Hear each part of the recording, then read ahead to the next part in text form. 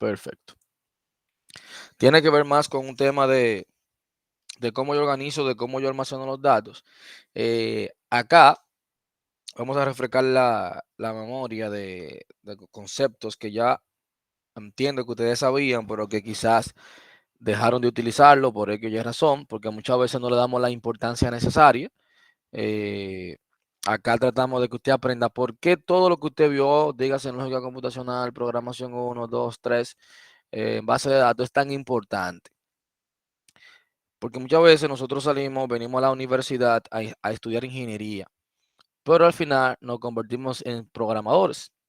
Nos enfocamos tanto en aprender a programar que se nos olvida la parte de ingeniería. Entonces, ahí que yo digo, y en esta materia también hago énfasis en recordarle la importancia o la diferencia entre usted ser programador o usted ser ingeniero. Cuando usted programa, usted hace que las cosas funcionen. Usted se preocupa porque funcionen. Usted tira su código ahí. Ahora, ya cuando usted trabaja con ingeniería, usted no se conforma simplemente con el funcionamiento. Usted busca la eficiencia.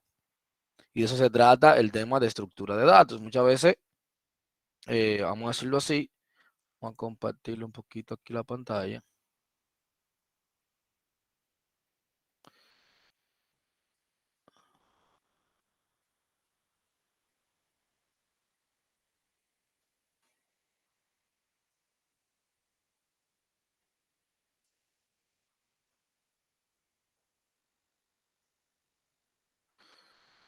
Bien, la idea de, como le mencionaba, de la estructura, usted va a buscar siempre la eficiencia. O sea, no se va a conformar con que las cosas funcionen. Usted recuerda cuando usted estaba en programación 1, que un compañero suyo hacía un programa, desarrollaba un algoritmo, la solución de un algoritmo, y venía otro compañero también, daba la misma solución del algoritmo. Los dos funcionaban. Quizás uno lo hacía en 10 líneas de código y el otro hacía la misma solución y te la hacía en 30 líneas de código. Entonces el tema en ese momento, usted como ingeniero, es saber cuál de las dos soluciones es la más óptima. ¿Cuál de las dos soluciones es más eficiente? Miren, las estructuras de datos, eso no es de ahora, o sea, siempre han existido, ¿verdad? Pero el tema volvió a salir o a relucir nueva vez, tomó fuerza a partir, vamos a decirlo así, yo creo que 2016, 2017 fue que volvió y tomó fuerza. O sea, siempre el ingeniero se preocupó por aprovechar los recursos. Usted como ingeniero debe preocuparse de cuidar tanto la limpieza de su código como la eficiencia de su código. Ahora bien, hay una parte importante que muchas veces uno se olvida. Siendo sincero, levanten la mano aquí los que programan, o sea, le den a la manita los que programan, que tiran código. No, No, yo solamente Edwin, ¿eh? Lo demás, usted estudia mercadeo. Bien, eso es un punto. Miren, muchas veces cuando veo que yo hago esta pregunta, como que las personas se asustan en decir si programo o no programo, pero yo le voy a ser sincero con esto. Eh, y miren que anteriormente yo nada más daba materia de término. Prácticamente era difícil que usted me viera a mí en una lógica computacional, o usted me viera a mí dando clases de programación 1. Luego me vi la necesidad de hacerlo, porque estaba viendo que muchas personas ya en la carrera muy avanzada todavía estaban programando simplemente para pasar una materia. Y la idea no es eso. Usted se autoevalúa. Si usted entiende que todavía usted no tiene la capacidad necesaria para desarrollar los algoritmos, su lógica no es muy buena, eso es fácil, eso nada más es práctica. Ahora usted tiene que comenzar a hacerlo. Se lo digo porque si usted se gradúa y usted no tiene ningún conocimiento de ningún lenguaje de programación, por lo menos intermedio, lamentablemente usted se le va a hacer difícil colocarse en el mercado. Entonces usted va a tener un título, pero no va a pasar de ahí. No va a pasar de ahí. Entonces, lamentablemente, usted está haciendo una inversión ahora mismo. sea, ahora mismo usted tiene su tiempo. Este tiempo usted lo pudiese estar utilizando para otra cosa. Entonces, si usted está teniendo una carrera que se llama Ingeniería en Sistemas, por ende, usted tiene que acompañarlo de una buena lógica y saber algún lenguaje de programación. Muchos me dirán, profe, pero yo voy a hacer de infraestructura. Usted tiene que saber programar para automatizar. Ah, yo voy a hacer de telecomunicaciones. Usted va a tener que también programar para automatizar. Por ejemplo, en mi caso, que soy de ciencia de datos, tengo que programar orientado a los datos. Quizá no sea la programación, eh, por así decirlo, para un desarrollo desktop. No. O una web. No. Pero tengo que aplicar las mismas buenas prácticas, ser cuidadoso con el tipo de datos que yo elijo, de cómo voy a normalizar una base de datos, o si realmente es necesario normalizarla. Entonces, ¿qué es lo que os he hecho con eso? Que si usted no está en esto, es necesario que se ponga, porque luego cuando usted se gradúe va a ser peor. Esa presión social de que me gradué, pero no puedo trabajar en el área. O sea, y usted puede comenzar a trabajar en el área antes de haber terminado. Aquí en Guapa hay muchísimos. No sé si aquí algunos de ustedes ya trabajen programando, pero hay muchos ya que todavía están aquí en la universidad y ya trabajan programando. Y ahora mismo usted tiene que aprovechar la ola de que los Estados Unidos, Chile, Colombia, están invirtiendo en República Dominicana, solicitando programadores y le pagan muy buen dinero. O sea, este es su momento. Aproveche que eso le queda como 10 años, como mucho. Luego eso se va a saturar el mercado porque está todo el mundo en esa ola programando, programando, programando por el buen dinero que está dejando. Pero va a llegar un momento que va a haber tantos programadores que obviamente la mano de obra va a bajar de costo. Ahora mismo es carísima. O sea, te pagan muchísimo. Entonces es tiempo de que usted despierte y usted diga, ok, voy a dejar de ver menos series en Netflix y me voy a poner a ver videotutorial en YouTube o comprar un curso en Udemy, un curso en edX, donde usted quiera, pero comenzar a programar. Entonces acá, miren, en la plataforma yo le voy a hacer una tarea, otra tarea, que esa tarea prácticamente va a ser para que usted haga un repaso, que se remonte cuando usted dio programación 1, como si usted no supiera nada de allá, para que usted comience a ver las buenas prácticas de programación que yo debo tomar en cuenta al momento de yo programar. Es simple. ¿Quién me dice rápidamente por qué es importante yo saber seleccionar un tipo de dato en una variable? ¿Por qué yo debo de pensar cuando voy a declarar una variable?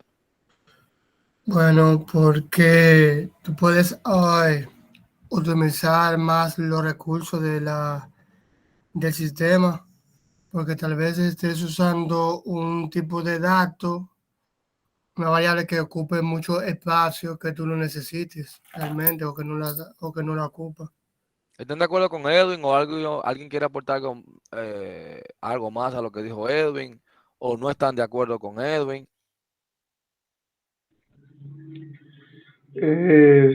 También tiene que identificar bien la variable, porque si usted va a identificar que usted quiere que sea un entero y usted pone un string, tiene que saber que le va a dar problema.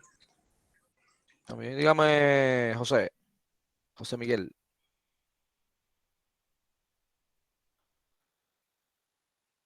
Si está hablando José Miguel, no se escucha. Bueno, lo que José se decidido, arregla el micrófono, Evelyn. Que yo iba a decir Oh, que ok, Espinazo, José. Ajá. que no se escucha Sí, bien, ahora sí. Ahora te escucho, José. que las variables, que las variables o las constantes nos permiten dar un nombre o un valor y utilizar el nombre en cualquier parte del programa donde podamos También ahí la utilizarlo. variable. Evelyn, ¿usted iba a decir? Sí, yo estoy de acuerdo con mis compañeros en el sentido de que es bueno que tú sepas identificar la variable también y también es mucho mejor cuando tú ya sabes la sintaxis en sí de ese lenguaje que tú estás estudiando, porque eso te ayuda a evitar tantos errores y te ayuda también a organizarte mejor con el tiempo. también te ayuda a optimizar. Miren, Edwin inició hablando y mencionó una palabra clave. Él mencionó la palabra, vamos a ver si tengo aquí.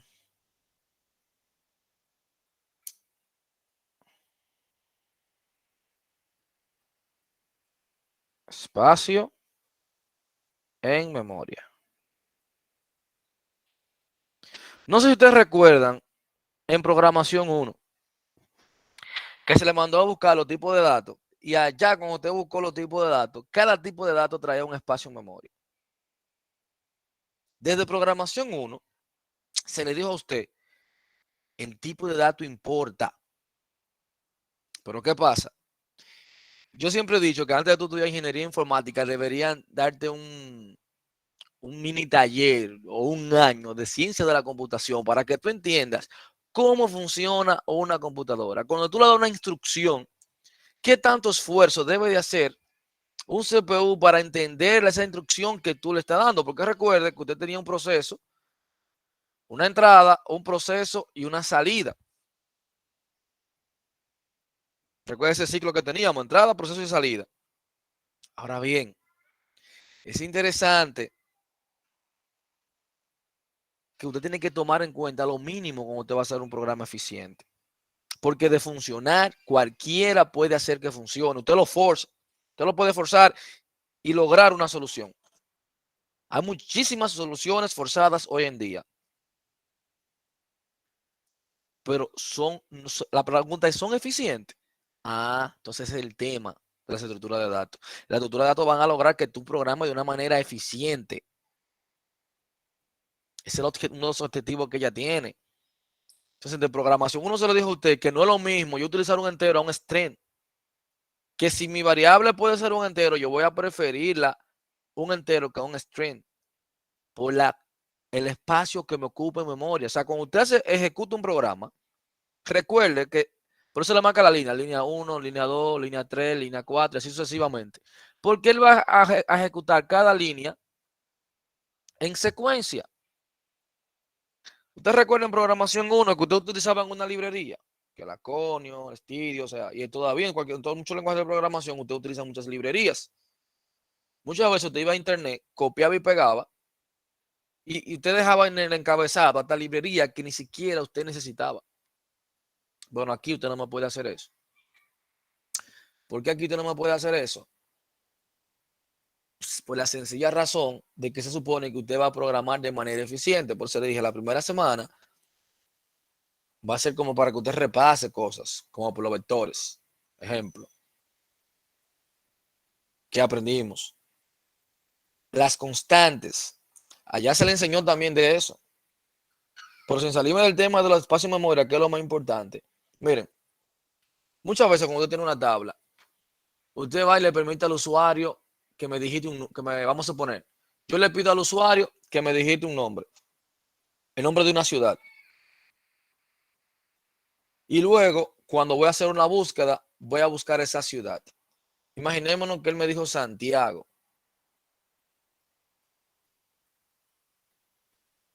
Él me digitó eso. La primera regla de oro. Todo lo que yo pude evitar que el usuario no me digite, yo lo evito. Porque recuerde que me puede poner ese Santiago con una S mayúscula o una S minúscula o equivocarse y ponérmelo abreviado. Miren, cuando yo comencé a trabajar con temas de ingeniería de datos, ahí fue que yo me di cuenta lo mal que estamos o la poca importancia que le damos a la integridad de los datos y a los tipos de datos. Los ingenieros no le dan importancia o no le daban, porque en la actualidad ahora eso es lo que más se exige, o no le daban. O sea, si usted se fija, automáticamente, usted quizás rápidamente, si yo preguntara, usted me dice, pero no importa que sea minúscula o mayúscula, porque yo lo que hago es que le pongo un método, un upper o un lowercase, y lo convierto todo a mayúscula o lo convierto todo a minúscula. Pero entonces hay algo que se llama costo computacional. ¿Y qué pasa con ese costo computacional? Significa que para yo guardar ese nombre Santiago, estoy haciendo un mayor esfuerzo. Mi algoritmo está siendo menos eficiente porque yo estoy utilizando un método para convertir. Recuerde que eso es ese upper o ese lowercase que usted va a utilizar es una función. Es decir, que dentro de él tiene un sinnúmero de líneas que él va a ejecutar para poder lograr para poder lograr eso. Aparte de, si yo voy a comparar por dos streams, por ejemplo, vamos a buscar todas las personas o los estudiantes que son de Santiago. Si yo voy a comparar Santiago versus Santiago, o sea, cada letra de esa va a ser un bit. O sea, yo voy a tener que machar cada uno de ellos. Es decir, que mi consulta va a ser más lenta. Le va a costar más a la computadora hacer esa búsqueda. Entonces, esa es la diferencia entre eficiente y que funcione, porque al final va a funcionar. Y lo malo de esto es que ustedes no se dan cuenta muchas veces. Ustedes no se dan cuenta, porque estamos acostumbrados a trabajar con pocos registros. Cuando usted dio base de datos, usted no le dio la importancia necesaria a lo que era un índice, a lo que era una vista, a lo que era un procedimiento almacenado. Usted no le dio la importancia. Le digo por qué, porque usted trabajó con pocos registros y usted cuando hacía un índice, usted veía que si usted haciéndolo o no haciéndolo, al final le devolvía como quien dice la misma rapidez, según usted, según lo que usted percibía. Pero ¿qué pasa? Cuando usted programa de esa manera y usted fue una empresa, instala un sistema, imaginémonos que esa empresa genera grandes cantidades de datos. Ya a los 6 meses comienza esa base de datos tuya a dar problemas. Lento. Y tú dices, por ven acá, yo no he cambiado nada, está todo igual. Pero lo que tú no sabías, que ahora ya no está comparando simplemente con 500 registros, sino con millones de registros. Entonces, cada vez que vas a hacer una consulta, te carga un string en memoria. Es decir, que tu servidor también va, aparte de que va a necesitar más RAM, también va a tener que machar con cada registro y voy a tener que esforzarme más para yo lograrlo. Bien. Por eso que yo digo que hay dos eras de los ingenieros. Hay una era antes de 2010. Antes de 2010, para que usted tenga una idea, los programadores nos preocupábamos por optimizar recursos. Y ahí le dábamos mucha importancia al tema de las estructuras, para que usted vea que esto no es de ahora. ¿Por qué? Porque estábamos limitados por CPU, estábamos limitados por almacenamiento y estábamos limitados por la memoria RAM. Usted recuerda que eso era costoso. El que tenía 256 megas en su computadora, en su laptop, era un héroe. El que tenía 40 gigas de disco, usted presumía, pues tenía 40 gigas. Sabemos bien que ahora mismo 40 gigas te lo ocupan un par de fotos, fácilmente. Y le estamos hablando 2008, 2009. Eso fue ahorita. Ahora, el ingeniero en ese momento le daba importancia porque cuando yo iba a una compañía, yo sabía que esa empresa, primero, si yo le decía, tú tienes que cambiarme ese servidor para que mi programa funcione, fácilmente el proyecto se caía. ¿Por qué? Porque hardware era muy costoso. Él no iba a cambiarlo. Fácilmente me decía que no. Entonces son de las cosas que usted tiene que comenzar a ver como ingeniero en informática, ingeniero en sistema. En analizar, decir, pero ven acá. ¿Pero qué pasó entonces que dejamos de hacerlo? Fácil. De 2010 vino el tema de que se puso más barato tanto el disco duro como la memoria RAM. Ahí comenzamos. Que tengo 500 gigas. Que yo tengo un tera. Que ya cuando yo compro una lacto viene con mínimo, viene con 8 GB de RAM. Ya cuando hablamos de 16 GB, hablamos de 32 GB. Un usuario final. Imagínate un usuario final con esa capacidad. Entonces, imagínate ahora que vamos a una empresa. Ya estamos hablando que yo tengo 256 GB y fácilmente 20 terabytes de almacenamiento. O sea, esa época, 2010, 2018 por ahí, el ingeniero en el sistema lo único que decía cuando el programa fallaba, yo necesito más recursos. yo necesito más recursos. Y usted como ingeniero en sistemas, si usted dio la materia, ¿verdad? Ingeniería de software 2, me imagino que allá le hablaron de arquitectura de hardware. Y también le hablaron de arquitectura de sistemas. Entonces se le explicaba que antes de usted poner, de comenzar a desarrollar, usted tenía que saber en qué arquitectura ese software iba a funcionar. Se supone que usted debe de saber eso, ¿verdad? Si no, vuelve y recapitule eso, que necesita saberlo. Entonces, todo viene entrelazado. ¿Qué pasa? Al estar todo asequible, yo lo que hacía era que al proveedor le exigía, compra esto, compra esto, compra esto, compra esto. Ah, entonces esa no era la idea. Esa no venía siendo la idea de que tú tuvieras que estar comprando. No. Pero ¿qué pasa? ¿Qué cambió ahora que todo el mundo habla de estructura de datos? ¿Qué hay de diferente ahora? Sencillo. La nube. Ustedes saben lo que es la nube, ¿verdad?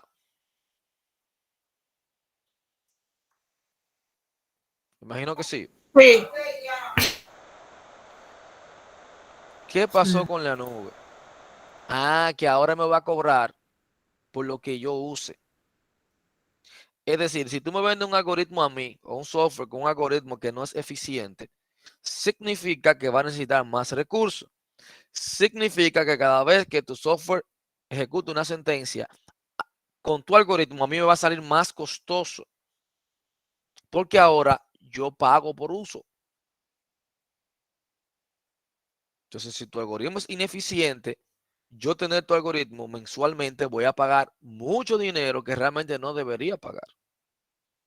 Hay una historia por ahí con la gente de Amazon que ellos pagaron un dineral para bajar 5 segundos. Escuchen bien, 5 segundos el proceso de compra. Porque simplemente cuando duraban un poquito cargando, quizá me entraba una llamada al teléfono en esos 5 segundos y yo dejaba de completar la compra. Y con rebajar esos 5 segundos que ellos pagaron mucho dinero, luego ganaron millones. Porque era una realidad. Ustedes saben que ahora mismo, anteriormente una página cargaba lento y usted lo aceptaba. Porque usted sabía que los recursos no eran suficientes. Hoy en día nosotros somos desesperados. Usted vio algo con mala calidad, automáticamente usted lo descarta. Si usted entró a una página y le duró más de 5 segundos, 7 segundos para cargar, ya usted como que no confía en esa página. O sea, ya toda su evolución no. Ya eso te crea desconfianza. Automáticamente tú ves como que algo está durando mucho para cargar. Ya eso te crea desconfianza. Automáticamente. Entonces, por eso, hoy en día, las estructuras de datos volvieron a retomar esa fuerza. Usted se entra a cualquier webinar, entra a Google y todo el mundo le habla de estructura, estructura, estructura. Donde quiera que haga un taller de programación te van a hablar de estructura de datos. De por qué debemos dar importancia a cómo programamos, cómo vamos a utilizar. Porque usted tiene que saber que existen tipos de datos, que luego hablaremos de eso. Tenemos datos primitivos, tenemos datos no primitivos, lineales, no lineales. O sea, también aquí usted se va a dar cuenta que las estructuras de datos vienen siendo datos definidos por el usuario, es decir, que usted puede definir su propio tipo de datos. Muy parecido a lo que usted conoce como clase. Prácticamente cuando usted hace una clase, viene siendo, por así decirlo, muy parecido a lo que es una estructura de datos, que viene siendo como quien dice una estructura de datos. Ahora bien, cuando hablamos de estructura de datos, fíjense que ahora decimos abstracción de datos. Señores, eso no es de ahora. Cuando hablamos de abstracción de datos, es una técnica, perdón, es una técnica que le va a permitir a usted definir nuevos tipos de datos. Por esos nuevos tipos de datos, no es simplemente para que usted defina por definirlo. Ese no es su objetivo. No es, mira, yo tengo nuevo tipo de datos. No. Esa no es la idea. Cuando te hablo de nuevo tipo de datos, es lo que te está diciendo, ok, si yo voy a desarrollar una aplicación, yo aquí, en vez de utilizar una variable, yo puedo, o un tipo de una variable de tipo entero, de tipo string, yo mejor prefiero crear mi propio tipo de datos que se adapte mejor para yo hacer mi algoritmo más eficiente. O sea, ¿qué es lo que busca la abstracción? Como su nombre indica. O sea, esta técnica lo que busca es diseñar programas más cortos. Programas más cortos, legibles, que es muy importantes, que es uno de los problemas que tenemos también, y flexibles.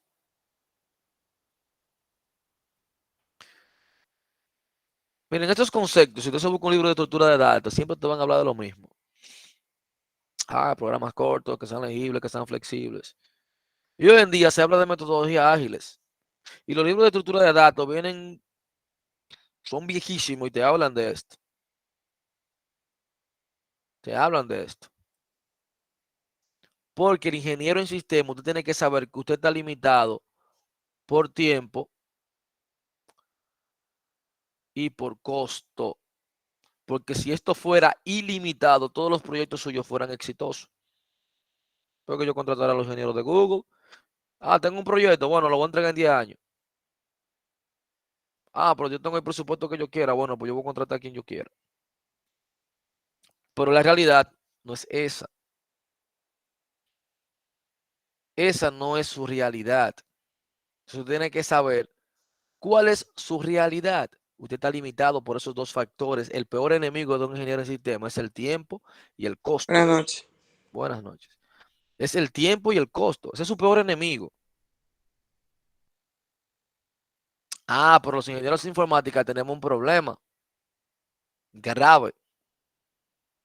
Nuestro problema viene siendo que no sabemos manejar ni el tiempo ni el presupuesto tampoco.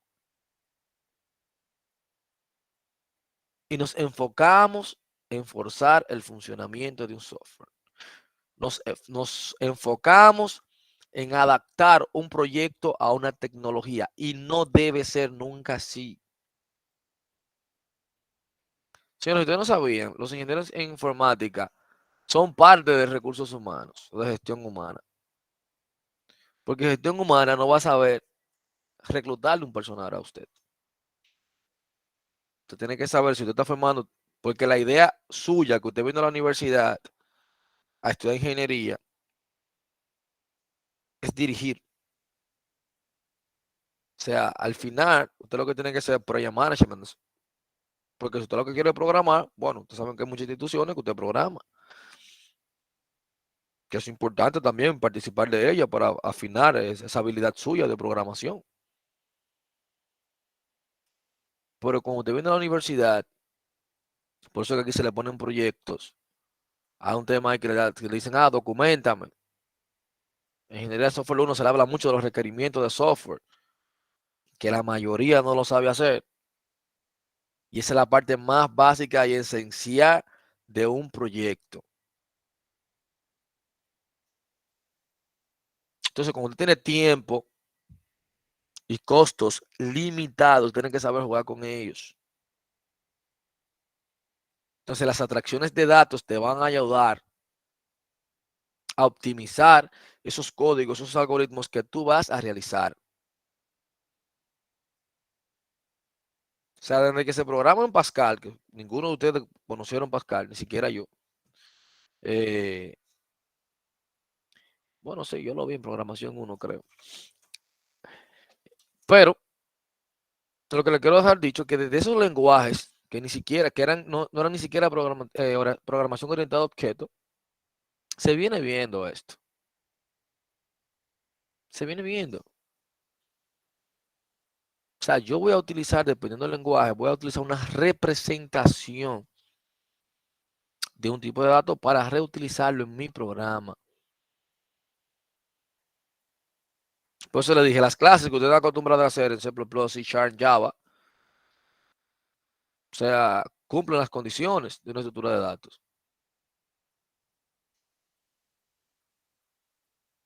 ¿Cómo yo sé que un tipo de extracto de datos? Sencillo. Vamos a ver si yo creo que lo puse acá.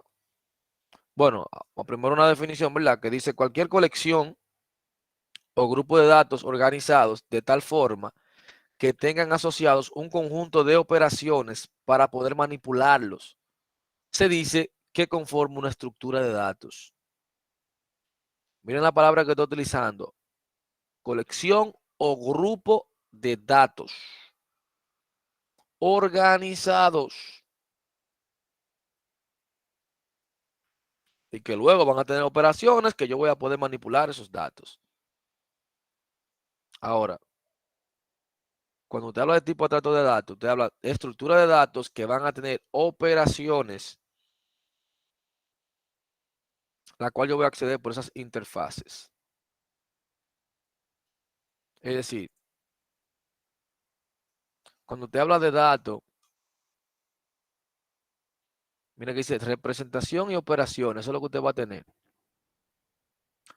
Cuando yo digo que un tipo de dato es abstracto, debe existir una construcción del lenguaje que le permita asociar la representación de los datos con las operaciones que lo manipulan. Ahora, cuando yo hablo de la clase, usted dice, pero, ok, tengo operaciones, tengo colecciones de datos, pero es una clase. También si te dice la representación del nuevo tipo de datos, está oculta en las unidades de programa que lo utilizan. Pero espérate, es una clase también, porque los miembros que yo tengo de una clase, yo lo puedo ocultar. O sea, porque en una clase yo voy a agrupar los datos y también la representación queda oculta de otras clases.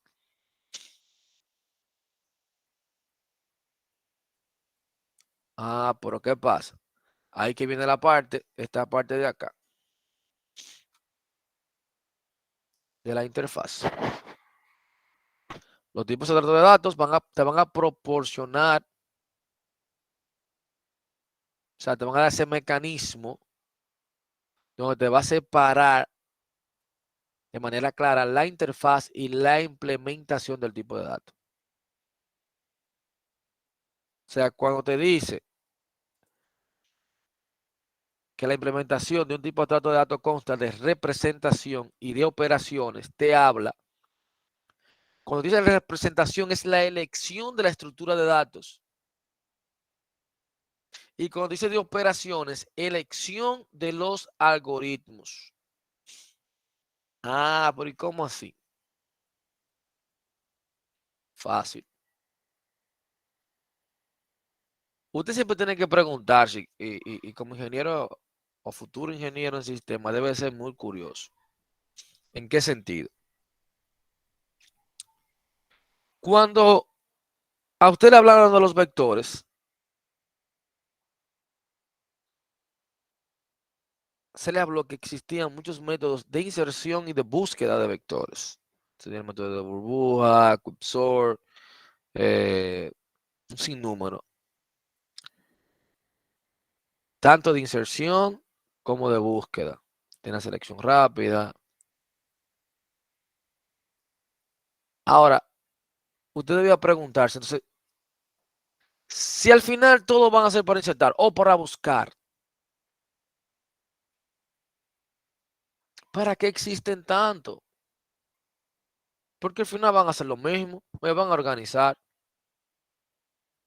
Que esa va a ser una de las tareas que ustedes van a tener para el siguiente encuentro. Vamos a debatir esos temas. Vamos a hacer un análisis de cada uno de ellos. Y son ustedes que me van a hablar de eso. Yo voy a poner la tarea y luego ahí mismo le voy a indicar, aparte de que usted va a investigar de todo, ¿verdad? Algunos de ustedes, si vienen a clase, ¿verdad? En vez de un foro, yo le pongo también, en vez del foro, algunas participaciones para tomar el tema de la participación. Usted me confirma si va a venir cuando el próximo encuentro, pues le pongo fecha. Usted sabe que se prepara para esa fecha, para debatir ese tema con los demás compañeros. Para que analizar entonces por qué existen tantos métodos entonces de organización, si al final todos organizan. Y lo más chévere del caso, para que usted tenga una idea, lo más lindo del caso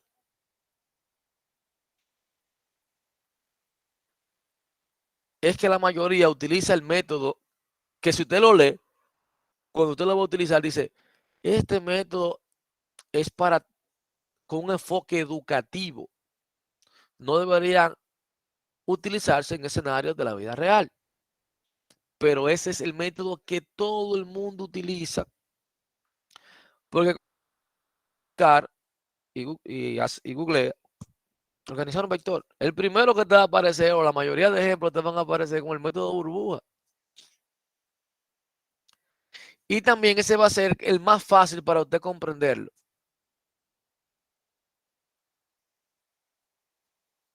Pero en un escenario de la vida real, usted no debería utilizar el método de burbuja. Lo lento que es, el costo computacional que conlleva, tiene un sinnúmero de desventajas ahí, que no debería utilizarlo. Y así como están los ordenamientos de los vectores, existen muchísimos escenarios más. Yo voy a almacenar una tabla. Esa tabla, los datos que se van a almacenar ahí, ¿se van a hacer más de lectura o de escritura? Pero ¿y por qué es importante? Bueno, para yo saber en qué tipo de almacenamiento me conviene a mí tener esa tabla o esos datos. O si me conviene contratar una base de datos no SQL para manejar o manipular algunos datos que van a ser más de consultas. Y tengo otros datos que van a ser más de escritura. O sea, estos datos se van a estar actualizando constantemente. Bueno, pues tú necesitas entonces un buen almacenamiento. Entonces, todo eso, usted debe de hacerlo antes de comenzar a programar su plan. O sea, todo va a tener un porqué. O va a tener un depende del escenario donde usted se encuentre. Yo voy a seleccionar uno u otro. Y miren que ustedes vieron eso allá. Es lo mismo que usted vio los punteros. Ustedes vieron los punteros. Ustedes le dieron la recursividad. Pero ¿qué usted hizo? Usted vio el puntero, pasó la materia y jamás volvió a utilizarlo. Porque, les repito, usted no puede venir a la universidad a pasar una materia, sino de cada una, ¿qué yo me llevo? ¿Qué aprendí? ¿Cómo lo puedo aplicar en la vida real? O sea, ya se le habló de todos los punteros, se le hablaron de las referencias. Pero todo el mundo, es difícil que usted en un programa suyo usted aplique un puntero. O recuerde para qué utilizarlo o cómo utilizarlo. Pero también allá se le hablan de las constantes. Pero no le dan la importancia necesaria al tema de las constantes. Sé que yo vuelvo y lo repito, usted está tirando código, pero no está siendo eficiente. Dígame, Edwin. Una pregunta respecto a eso, de los punteros. No también depende del lenguaje de programación, porque yo sabía que ese ha sido uno de los cucos más fuertes de lo que aprendemos programación cuando nos metemos con lenguajes como C, que son los punteros, pero hay otros lenguajes que no lo utilizan o no es tan necesario, no sé. Tengo esa duda ahí. Sí, porque va a depender mucho.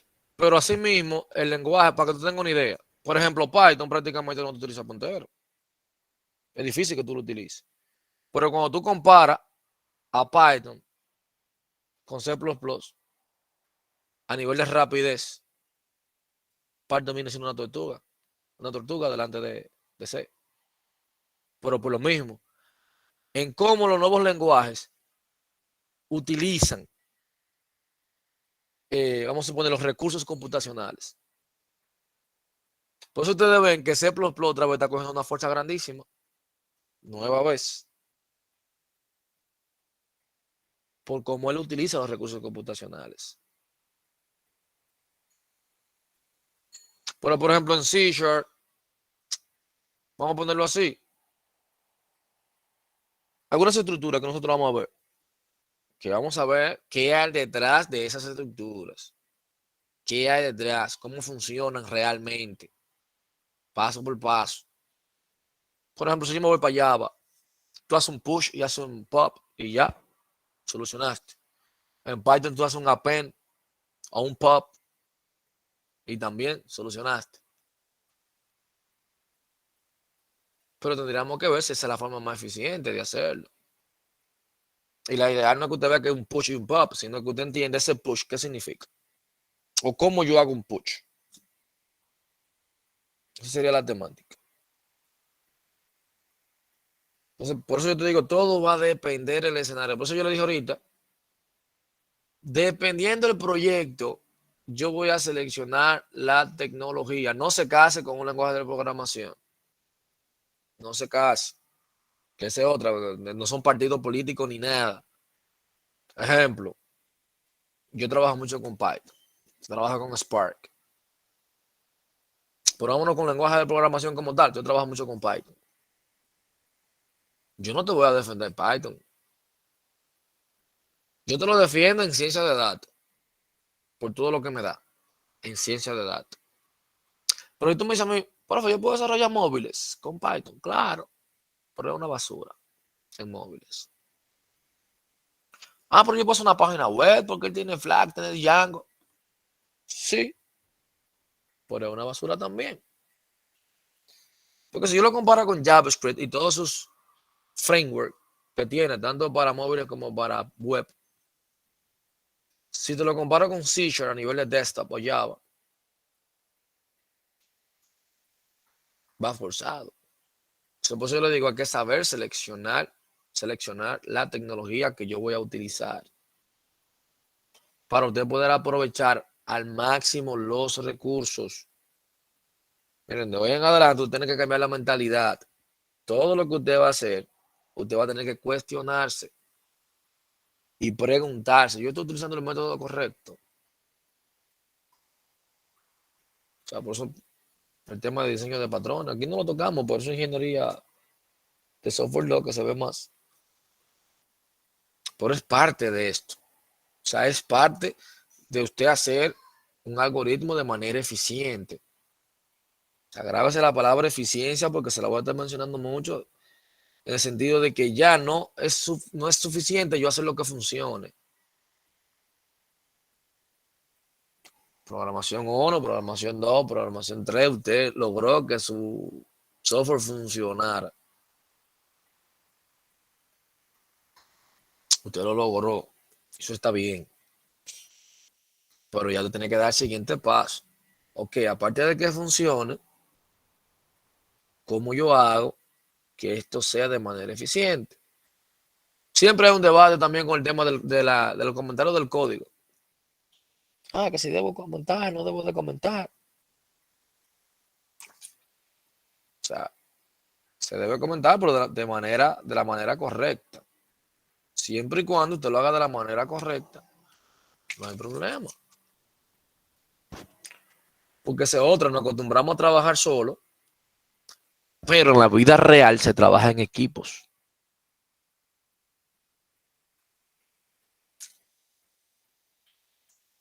Entonces, a usted trabajar en equipos, su código tiene que ser entendible y vuelve y se repite la estructura de datos cortos, flexibles, que alguien venga y pueda modificarlo con facilidad y pueda continuar en el proyecto que usted estaba trabajando.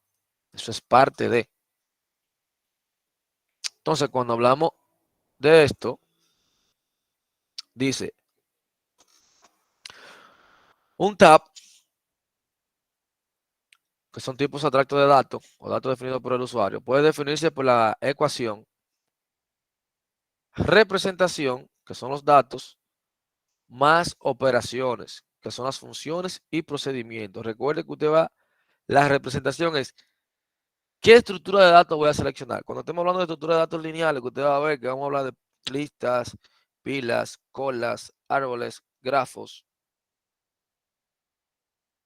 Al final, todas te van a almacenar y te van a organizar datos. Pero ¿cuál utilizar? ¿En qué escenario puedo utilizar una u otra? Cada vez que usted ve que hay diferentes sabores para usted seleccionar,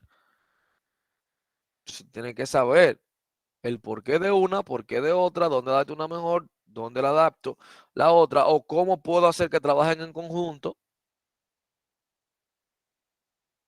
Esa es la idea. Esa es la idea. Por eso le dije, esta semana te va a tener que ponerse en forma. Si yo lo programaba, póngase en forma. Y pues, usted puede utilizar el lenguaje que usted quiera y no tengo problema. Ahora, ¿cuál yo le recomendaría?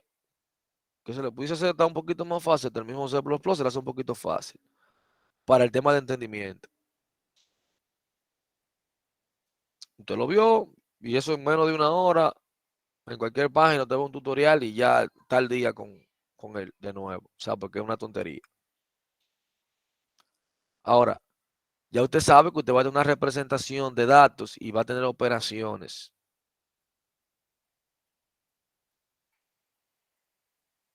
O sea, ¿cuáles son las ventajas de estos tipos? Ahora, algo importante que usted tiene que también que saber. O sea, muchísimos de lenguajes de programación ya también están añadiendo sus propios tipos de datos. Muchísimos. O sea, cuando usted habla de tipo de trato de datos, grábese eso. Va a tener va a tener una estructura de datos propia. Ahora, recuerde que esa representación dijimos que era datos. Ahora, esos datos, yo voy a poder realizar operaciones con ellos. O sea, cuando usted hable de TAT, tipo de datos o tipos abstractos de datos, usted va a tener dentro de ellos estructuras de datos. Y luego esas estructuras se van a acompañar de procedimientos o funciones para manipular esas estructuras. Que por eso les decía que aquí te vuelve a ver punteros, te vuelve a ver referencias, usted vuelve a ver recursividad. Se utiliza muchísimo. Al otro que tiene que estar de ahora en adelante, como yo le dije, claro con cada una de las cosas. Ahora dice, ventajas de los tipos de trato de datos. Dice, permite una mejor conceptualización y modelización del mundo real. Mejora la representación y la comprensibilidad. Clasifica los objetos basados en estructuras y comportamientos comunes. Mejora la robustez del sistema. Porque dice, va a permitir especificar cada tipo de variable. Entonces, como va a permitir, como dice ahí, fíjense, como va a permitir especificar cada tipo de variable, voy a tratar de evitar errores de tiempo de ejecución. Bueno, eso ocurría más antes, cuando estábamos muy limitados de recursos. Que tú estabas ejecutando un programa y te decía location memory. O sea, había un overflow de memory. O sea, tú estabas tratando de ejecutar algo, pero te excedía. O yo estaba tratando de copiar un vector a otro lado y no tenía el espacio suficiente, entonces también me daban una location memory o un overflow de memory. Eran errores comunes mayormente. Dice, separa la implementación de la especificación, permite la extensibilidad del sistema. O sea, te va a permitir reutilizar los componentes de un sistema de manera más fácil. Que esa es otra cosa también que no pasa a veces. Te crea un sistema, ese sistema crece tanto con el tiempo que luego se vuelve inmanejable, que usted mismo ni lo conoce. que llegue un punto que mejor usted decida hacerlo, a comenzar a hacer uno desde cero. Por eso siempre ocurre si no llevamos un control. Por eso hoy en día se habla tanto de metodologías de desarrollo, que una de las más utilizadas es la metodología Scrum, las metodologías ágiles. Tiempo atrás todo se desarrollaba con la metodología en cascada. O sea, quiere decir que el mundo de la programación está cambiando. O sea, giró completamente. Usted programa, usted sabe que usted tiene que saber GitHub. O sea, usted tiene que dominar eso a la perfección. Y no, no, me lo dije mal. Y que si usted programa, no. Usted está estudiando ingeniería. Ah, bueno, entonces si usted no sabe manejar Git ni GitHub, entonces usted terminando esta clase o mañana, usted se entra a YouTube y se hace un tutorial de lo que está ahí. Información tenemos de más. Es la disciplina que un poquito, ¿verdad? Eh, yo sé que es un proceso de adaptación de hábitos. No es una tarea fácil, pero usted debe de intentarlo. Ya usted está aquí en el barco, usted tiene dos opciones. Tira para adelante o tira para adelante, porque al final entonces se va a hundir. Por eso le digo que los que están fuera de forma de programación, ¿verdad? Bueno que se pongan para esto, porque se tratan muchos temas que quizás el que no, el que está fuera de forma de programación, se le va a complicar. Se le va a complicar un poquito.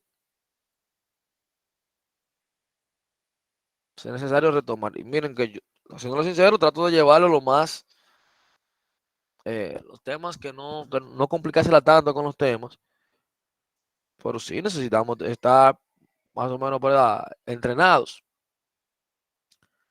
Se miren acá, que también usted tiene unos tipos de datos. ¿En qué? Si usted se fija, aquí dice que yo tengo tipos primitivos de datos, que muchos dirían un tipo primitivo de datos. ¿Y qué será eso? Tipos compuestos, tipos agregados. Pero ¿qué será eso? O sea, de que usted le habla de tipos primitivos de datos, son esos tipos de datos que ustedes siempre utilizan. Entero, flotante, string, viene por ahí. Los tipos de datos que usted utiliza se le llaman primitivos. Siempre es así.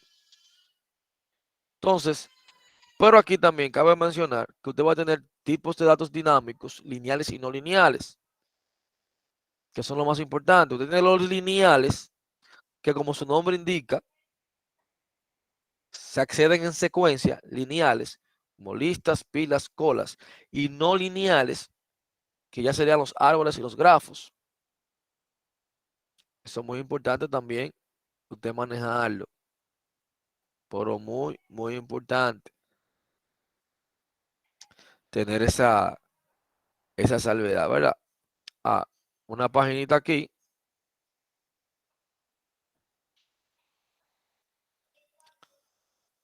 para que usted vea esa misma tabla, usted la vio en programación 1. Fíjense en ahí.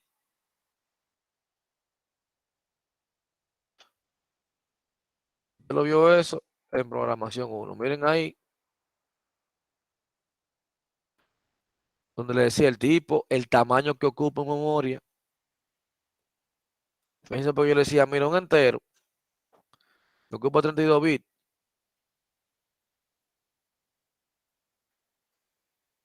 Y un double me ocupa 64 bits. Ah, pero mira un char, tengo 16 bits.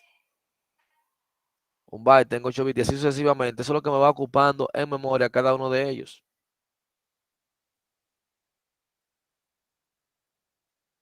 O sea, que usted tiene que cuidarse de eso.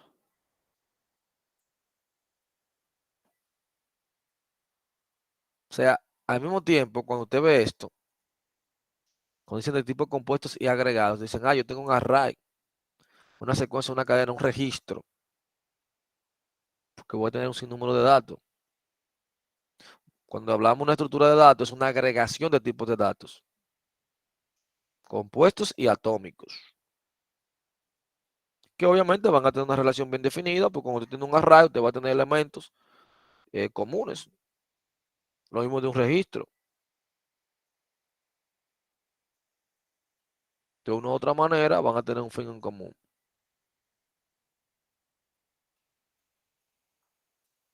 Luego, ¿qué pasa con esto? Etapas en la selección de una estructura de datos. ¿Cómo la voy a seleccionar? Voy a analizar el problema para determinar las restricciones de recursos que debe cumplir cada posible solución. Fíjense ahí cómo sale a relucir. Restricciones de recurso.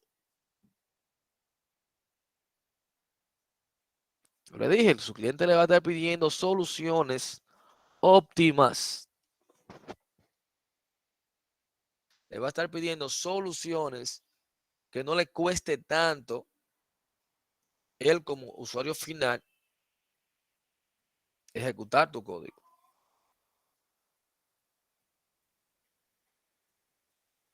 Dice, determina las operaciones básicas que deben soportar y cuantificar las restricciones de recursos para cada operación. O sea, ¿cuáles son las operaciones que yo voy a hacer con esos datos? Ok, yo voy a hacer una estructura de datos por hacerla. No, ¿qué es lo que yo quiero hacer con ella? ¿Cuáles son las operaciones que voy a ejecutar? ¿Por qué debo agrupar esos datos? ¿Por qué debo ordenarlo de tal forma? De manera ascendente, de manera descendente. ¿Cómo me conviene más? Ay, ¿cómo yo voy a saber eso? Todo va a depender. Siempre la palabra depende de estar. ¿Qué es lo que más solicitan? ¿Los números mayores o los menores? ¿O cuáles son las ciudades que más te solicitan? No, pues vamos a ponérsela de primero. Porque la mayoría de consultas vienen de este rango, de este rango de números. Pues vamos a organizarlo de esta manera. Pudiese ser. Pero que tengo números random. Pues fácilmente hacemos un nuevo tipo o una nueva columna. Para todavía tratar de que esa persona, cuando vaya a hacer una búsqueda, yo debo ver ese dato lo más rápido posible. Al final, usted como ingeniero, usted puede jugar con eso. Ya como usted maneja los temas de tipo de datos, de agrupaciones, de clases, de componentes, usted juega con eso, como usted entienda. Pero es saber que siempre yo estoy buscando, como dice aquí, como te decía la primera parte, ver qué restricciones de recursos yo tengo. Que le dije que a partir de 2010 como que eso se me olvidó. Y yo diría que fue una de las etapas donde se crearon muchos ingenieros, ¿verdad? Que dejaron mucho que desear en el tema de que no tenían ese cuidado, porque al final tenían los recursos ahí para que su software corriera. Solo dice, selecciona la estructura de datos que cumpla mejor los requisitos o requerimientos.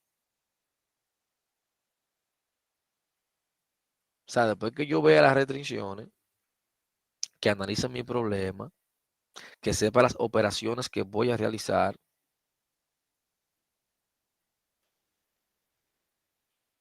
entonces ahí yo voy a decidir de las estructuras que tengo disponibles, cuál voy a utilizar. Porque miren, utilizar una estructura no es complicado, porque ya cuando tú tienes el código ahí, yo la busco ahora mismo en Google y copiamos y pegamos y hacemos un programa. Solo de menos. O sea, el how to, o sea, el cómo hacerlo, ya no es como quien dice lo más complejo, porque es que prácticamente todas las soluciones tú las encuentras en Google o algo muy parecida que te va a dejar prácticamente en la puerta de la solución. Ahora, el qué utilizar y el qué voy a implementar. Tú ves. Ese es el problema. Por eso han tomado mucho auge el tema de arquitecto. Arquitecto de desarrollo, arquitecto en base de datos, arquitecto en ciencia de datos.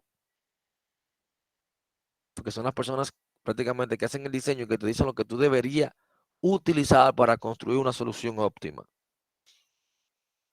Ese término ha tomado, por así decirlo, se ha fortalecido por lo que se está buscando hoy en la actualidad. Se ha fortalecido de manera muy, muy precisa. Dígame, Evelyn. Profe, hablando de los arquitectos de soluciones, Ajá. yo tengo una pregunta. Sí. ¿Un arquitecto de soluciones debe de saber programar o no? Claro que sí. Ah, ya. Debe saber programar. Miren, al final todo el mundo tiene que saber programar. Ahora bien. No necesariamente tenga que saber programar para como desarrollarte una aplicación, por así decirlo. Pero sí debe saber programar, obviamente, porque como yo hablo contigo en tu idioma, si yo ni siquiera sé, vamos a decirlo, intermedio de programación. O como yo te digo a ti, esto es lo que va y esto es lo mejor. O esta es la mejor solución. Por tal razón, si ni siquiera yo sé cómo aplicarlo. Debo de saber. Dígame, Evelyn. Le estaba haciendo la pregunta porque yo estaba hablando con un amigo mío y yo le dije, mira, por ejemplo, yo estoy estudiando para una certificación de Azure. Ajá. Y yo le comentaba a él, Microsoft Azure es muy completo en sí. No es algo tan específico. Tú tienes que saber de redes, tú tienes que saber de seguridad, tienes que saber también de programación, porque inclusive ahí tú puedes encontrar consolas. Tú tienes el portal, pero también tú tienes consolas y hay códigos de JavaScript. Y por lo tanto, yo entiendo que se tiene que tener el conocimiento. Sí, no, lo mismo que yo le dije a los de infraestructura. Qué bueno que tú mencionas lo de Azure. Lo que son de infraestructura, por ejemplo, dicen, que yo voy a hacer de infraestructura. Ajá, y cuando te pongan un template a eso de lo de Azure, genérame tantos servidores, 150 servidores con estas especificaciones. Tú vas a comenzar a hacerlo uno por uno. Por la plantilla que te da. No, tú vas a tener que tirar un script y programar vía la consola. Tú lograr eso que te pidieron en poco tiempo, porque esas implementaciones la quieren para minutos. O sea, realmente al final todo el mundo debe de programar. Porque lo que son de infraestructura o lo que le gusta la infraestructura, usted va a tener que evolucionar a la nube. Y en la nube, usted va a tener muchos templates que usted va a tener que programar. O sea, eso es sí o sí. Por eso le decía el tema de que todo el mundo tiene que tirar su codiguito aquí.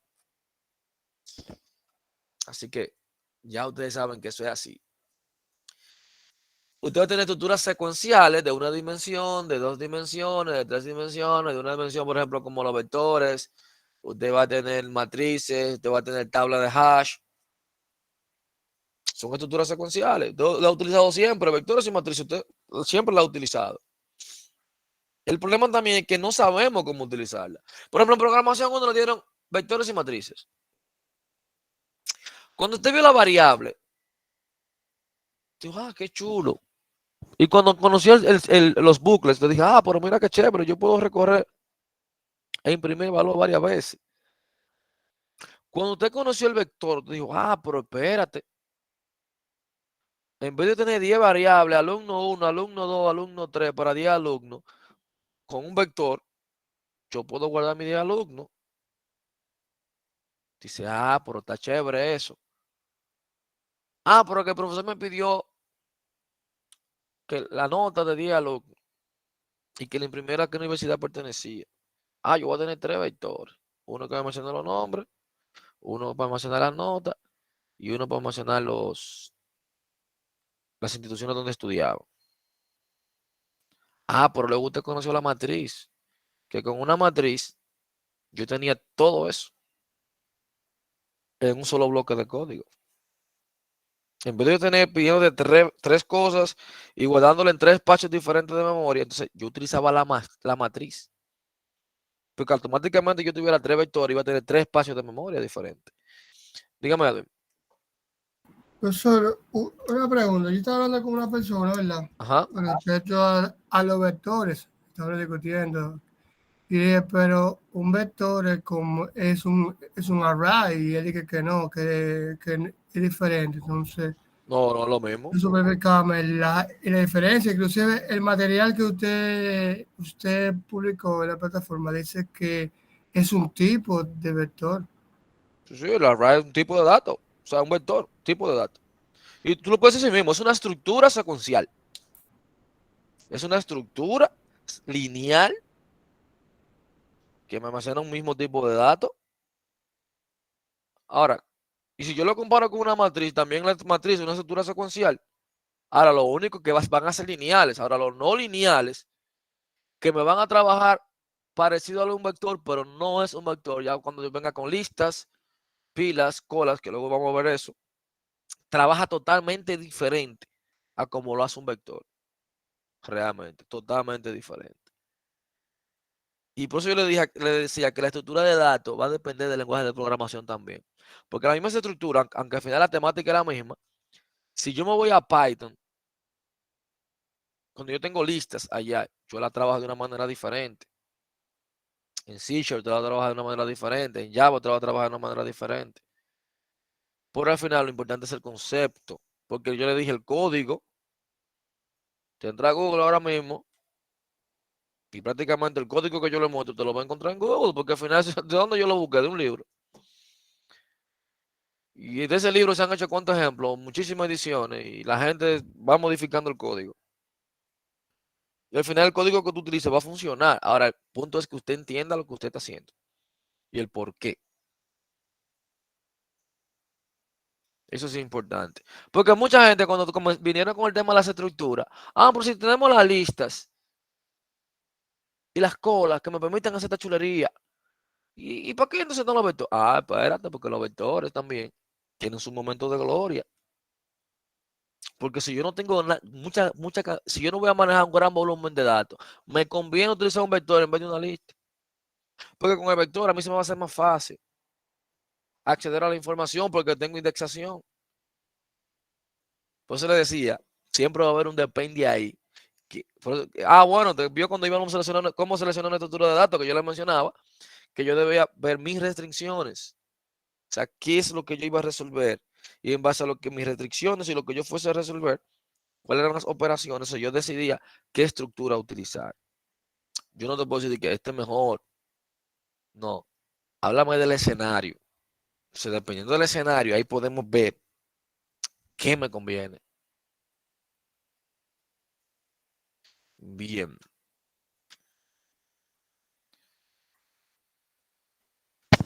¿Qué operaciones voy a tener yo con los arreglos? Voy a tener lectura, escritura, asignación, actualización, ordenación y búsqueda. Que eso te lo voy a tener prácticamente con todas las estructuras. Pero por eso le dije, este tema tanto de ordenación y búsqueda, van a tener una pequeña tareita. Luego voy a hacer unas asignaciones de algunos temas para debatir, para no hablar yo solo en la clase. Recuerdo que los encuentros son una semana sí, una semana no. Por eso van a tener tiempo para prepararse. Pero obviamente quizás la otra entrega también sea un poquito más extensa, porque ahí vamos a ver código, o sea, hay que ver código. Ya en la siguiente clase, ok, vamos a debatir con ustedes, pero vamos a ver cómo se hace una estructura, cómo leerla, cómo asignarla, qué significa una estructura anidada, etcétera, etcétera, etcétera. Código puro. Dígame, señor Robinson. No, pues que para el próximo encuentro tendremos que tener pendiente para empezar la clase a las 8:30, porque a las 8 me choca No, siempre con va a otra. ser a las 8. No, realmente va a ser a las 8:30 también, porque yo tengo otra clase también antes de. Eso fue como que para que no Sí, porque hoy termináramos me tan tarde. chocó. No, está bien, está bien. Como quiera, siempre se va a Ok, iniciar a las 8:30, sí. Siempre se va a iniciar a las 8:30. ok, gracias. Ok. Bueno, también esta clase, señores, va a estar en YouTube. Creo que mañana disponible. Ya hoy quizá no me dé tiempo, pero sí mañana estaría el video disponible para el que quiera revisar. Bueno, los que no vinieron a clase lo puedan ver. Por aquí vamos a repasar muchos temas, quizás temas que ya usted vio, otra cosa que usted no vio, y quizá usted tenía un enfoque, aquí le vamos a dar otro enfoque a los temas que quizá usted pensaba. Pero la idea es que usted comience a ver qué está pasando ahora mismo en la actualidad en el mundo de la programación, cómo usted se va a insertar en ese mercado de programación. Y el tema estructura debe de manejarlo a la perfección. O sea, no se case con ninguna tecnología, no se case con ninguna solución. Recuerde que todo va a depender del escenario. Ok, dime el escenario. Ah, ¿qué tú prefieres? ¿Vectores o matrices? Dime el escenario. Entonces, dependiendo del escenario, yo te digo cuál tú puedes utilizar o cuál te conviene más y por qué. Escenarios de análisis. Bien. Así que nada, mi gente, que pasen buena noche. Si no tienen una pregunta, van a tener la asignación, como les comenté, y nos veríamos en el próximo encuentro, que les pondré la fecha, ¿verdad?, en la plataforma y también le avisaré por el grupo de WhatsApp. Cualquier duda, me escriben por el grupo de WhatsApp. Si me escriben directo, tardo más en responder. Lo ideal es que me escriban por el grupo de WhatsApp. Si usted quiere decirme algo muy personal, entonces usted me etiqueta en el grupo de WhatsApp y luego ahí te me informa, profe, le escribí privado. Puede ser eso. Pero todos los temas que tengan que ver con clases, dudas, la voy a responder por WhatsApp. Porque esa duda que usted tiene, quizá la puede tener otro compañero, ¿verdad? Y ahí se la respondemos los dos. Creo que alguien levantó la mano. Eh, No, fui yo, profe, sin querer, fue, pero ok, profe, ok. ya que, Ajá. ya que me dio la oportunidad, usted dio clase también en otro tipo de materia, porque yo me topo con usted como 2 veces, no te da mucha materia. Sí, realmente inteligencia artificial, minería de datos, ingeniería de software 2, seminario, siempre son así, pero como comenté al inicio de clase, hubo un momento que yo estaba dando también lógica computacional y programación 1, porque quería que los muchachos se me pusieran para esto, porque me llegaban como medio perdido al final y necesitaba que estuvieran activos con esto, porque esta carrera es muy bonita. Yo creo que eh, fue programación que usted me dio a mí, como pues fácilmente. programación 3. Porque esta materia es muy, muy bonita, pero bueno, la carrera es muy bonita, pero hay que dedicarle mucho tiempo. O sea, aquí usted puede lograr lo que usted se proponga, no hay límites, pero hay que esforzarse. Como yo le digo a todo el mundo, no sienta que usted no programa, no sienta que usted es malo, no. Yo siempre digo, esto es matemática. Usted, ¿cómo usted se preparaba para un examen de matemática? No era estudiando ni viendo, era practicando hasta que su cerebro asimilaba ese proceso y comenzaba a dar soluciones por él mismo. Eso es programar. Yo le garantizo a usted que usted se pone a practicar por lo menos 1 hora diaria y en 3 meses usted es un monstruo programando. Yo se lo garantizo. En el lenguaje que usted le dé su gana, usted va a resolver y usted se va a hacer duro, usted se va a hacer bueno. Lo que pasa es que si usted se desencanta, que usted tiene un mes, usted, ay, Dios mío, pero que tú le dedicas 1 vez a la semana. O lo que tú estás haciendo es viendo videos. Sí, es importante, yo puedo ver el video. Claro está, haciendo lo que le está haciendo, pero comprendiendo lo que él me está diciendo. Lo que no comprendo, voy a Google e investigo. Esa es la forma de estudio. Si yo me pongo a ver un video de que de una gente programando, usted lo que está viendo es una serie de Netflix, usted no está haciendo nada, perdiendo su tiempo. Dígame, Edwin. Pero respecto a eso, usted mencionó ahorita, yo quería hablar, pero para no estar hablando tanto de la clase, de la demanda de los programadores que van a bajar y eso. Yo pienso o sea, mi pensar que no va a ser así porque a la hora de la verdad no todo tiene la misma constancia y un No trabajo te lo que digo, paga. te voy a decir por qué yo me refiero a eso. Yo te digo que van a bajar como en 10 años. Me refiero, por eso dije aprovechen esta época. ¿Por qué te digo que van a bajar en 10 años? Te lo voy a poner simple. La mayoría de colegios, para que tú tengas una idea, desde tercero de básica te están poniendo a programar. Ya programación es una materia en la mayoría de colegios, como quien dice, obligatoria. O sea, te le ponen lógica computacional, te ponen programación 1, te están enseñando a programar web. Te voy a poner un ejemplo. El hijo mío cumplió 7. Desde los 6 años, él está programando en Scratch, ¿verdad? Cuando él tenga 8 años, él va a programar ahí en Minecraft y luego va a aprender en 9 o 10 años cuando tenga programación de Roblox y luego cuando tenga 12 o 13 va a tener un lenguaje de programación ya, ¿verdad? De verdad. Pero a él le gusta eso. No todos le gustan. No, porque le gusta a la mayoría, porque Él fíjate pasa la que, escuela por pasar la materia. no, checa Igual esto. que en la universidad pasa eso, mucha gente Mira un que punto, pasa mira un por pasar. punto. 3 años atrás tú no veías una mujer. Bueno, 4 años atrás tú no veías una mujer en la carrera, para que tú tengas una idea. Hoy en día, yo me sorprendo en las aulas cómo tenemos tantas mujeres programando. Y te digo por qué, porque lo vieron en el liceo, la mayoría, y le gusta. Porque cuando te lo enseñan bien, a ti te gusta. Porque cuando tú creas cosas, es como si fuera un hijo tuyo. Cuando tú haces un software, tú te enamoras de eso, del poder que te da. Entonces, por ejemplo, el hijo mío que está con Scratch, a él le va a encantar porque lo que está haciendo ahora mismo es videojuego. Y es para desarrollar su lógica. Entonces, al final, aparte de que con la inteligencia artificial tenemos muchísimas herramientas que te automatizan código. O sea, una página web ya te la hacen muchísimo, cualquier persona. Por lo menos una página web informativa, con los frameworks que hay, con la inteligencia artificial que hay. Ya una cuenta de inteligencia artificial que tú dices, yo quiero tal bloque de código y te lo tira completo. Tú dices, yo quiero hacer tal cosa y te tiran el bloque de código completo. O sea, a eso me refiero, que con la facilidad que tú vas a tener, la mano de obra se va a desplomar. Dígame, Evelyn. Yo sí creo que es así como usted dice y tengo razones para explicar el por qué. Mire, yo estaba haciendo un curso en Infotech de programación y ahí había una discusión respecto de los cupos de Udemy. A veces tiran vouchers gratuitos Ajá. y los muchachos que tienen experiencia en el área dicen que en tiempos anteriores esos cupos duraban una semana, pero ya no, porque eso se llena de una vez. Hay muchísimas personas que quieren aprender. Entonces, cuando hay muchísimas personas que quieren aprender y adquieren las habilidades y las competencias necesarias, se van al mercado directamente. Entonces, por lo tanto, sí, esa demanda de programadores que se necesita ahora se puede reducir en 10 años o en 15. Sí, por eso que porque ahora por eso te ofrecen tanto dinero ahora, porque no hay, o sea, hay mucha demanda y no tenemos mano de obra. Y ahora para que tú no te me vayas con otra compañía, yo estoy poniendo precios, entre las empresas están poniendo precios exagerados para yo tenerte conmigo. Pero va a llegar un momento que esa mano de obra se va a cubrir. Entonces, por ende, los precios se van a normalizar. A eso me refiero más como dice Evelyn ahí, que sí, ahora tú te vas a Litlas para que tú tengas que promocionar algo. Señores, los cursos de programación son increíbles. Eso se llena de una vez. Ellos lo abren hoy.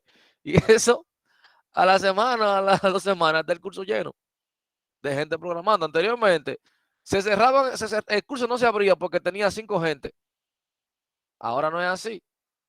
O sea, automáticamente tú abres un curso ya, muchísima gente inscrita. Ahora, también como dice Edwin, no todo el mundo le va a dar la continuidad, pero el mercado sí va a tener muchísimos programadores, muchos. Te lo digo por la cantidad de estudiantes y que antes eso no se veía. O sea, una aula que tenía 10, 12 estudiantes. No, ya tú vas a una universidad, tienen 30, 35 estudiantes en materia ya de término, o sea, que eso no se veía. Una materia final de informática, tú te topabas con 6 estudiantes por materia y 8 estudiantes, ya no es así. Por ejemplo, mira, aquí en estructura yo creo que hay como 17, algo así. O sea, no se veía esa hambre. Pero Edwin tiene un punto, porque por ejemplo, de los 17 que vemos acá, quizás 5 vamos a suponer, se van a dedicar de lleno por el tema de disciplina. Pero va a llegar un momento que todo el mundo va a reaccionar también y va a decir, contrale, pero espérate, yo vine a estudiar esto, vamos a sacarle el provecho. Pero bien.